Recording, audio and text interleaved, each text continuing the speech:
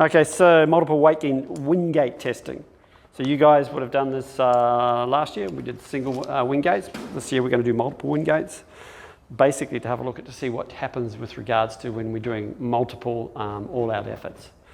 And so the idea is our wonderful subject Graham is going to be doing a wingate, 30 seconds flat out, and with 3 minutes of low intensity active recovery, and then we're going to do another wingate. If he had a bit of grunt, he'd probably do a couple more, but I think he's a bit of a wuss.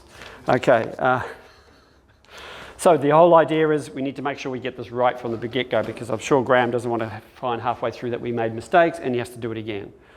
So normally, obviously, we have a counter to count the number of revolutions. We have a scribe to write down the numbers as we go. And obviously, sometimes we have to have someone to actually hold on to the bike because it starts to rock and roll. It's really important that we get the timing right. So every 5 seconds we will record the number of revolutions, and then we'll go through the calculations in the lecture this week. So the whole idea is we're going to use a load according to the guidelines of around about 75 grams per kilo body weight. And so all this has been decided or investigated by research that has shown that that is the optimal load for a untrained individual. If we had a elite cyclist, we'd probably go up to a kilo per body weight, 100 grams, sorry. So the whole idea is this is a suitable load where a person can achieve that maximum power output, and then a case of hanging on thereafter. So the protocol is really important. The idea is we start cycling, we get our speed up well over 100 as fast as we can, we drop the load, and then it's up to that person then to hold on for that 30 seconds. So it's really important they go as hard as they can straight away.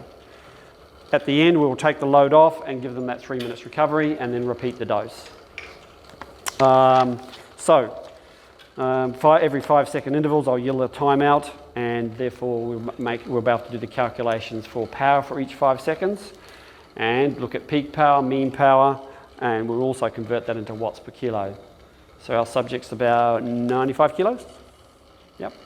And so we've got about 7 kilos on the basket, ready to do the actual test itself. I think that's about everything we need to look at. We've got the seat height all worked out. So essentially we're going to be filling out this table. Now I'll go through this table in class this week to show you how to calculate the powers, and then we'll talk about the energy systems and how we can, like any test, why are we doing it? So the idea is to pull numbers out, and then we can also, you'll be able to very clearly see the changes in energy contribution from the ATP phosphocreatine system to the glycolytic, and then finally at the end you'll even see some aerobic sort of kick in as well. So remember, filling out the tables, we're looking at pedal revolutions. We're only looking at the difference, even though I'll be yelling out the total as we go through. All right, so I think Graham's warmed up, ready to rock and roll. So you got the stopwatch? Okay, so you can count us in, and then I will just yell out the numbers every 5 seconds. Yeah, or just as soon as when he starts counting, you just go as hard as you can. You go 3. So once he gets to 3, 2, 1, then you're basically, so the whole idea is we want to be at sort of maximum velocity when he drops the basket, even though that part of the load is not counted as far as the amount of energy consumed, even though we are obviously using some energy to get to that point. So I'm dropping at 1. Yeah, we just go 3, 2, 1, go, and then drop it at go, and then he'll be flat out, and just you might have to just stand around the back there because sometimes the bike will move. Especially with a big beast on there that might cause a lot of high power output. We're looking at, possibly getting over 1,000 watts, and so therefore it generates a ton of power right at the beginning. Okay, let me just, okay. So just remember to yell out the times for me, and then I'll yell out the number. All right, ready? Wind up. 3, 2, 1, go. Go. 14. 10. 27. Keep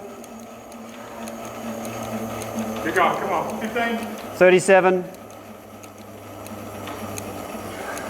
20. Keep going. 44.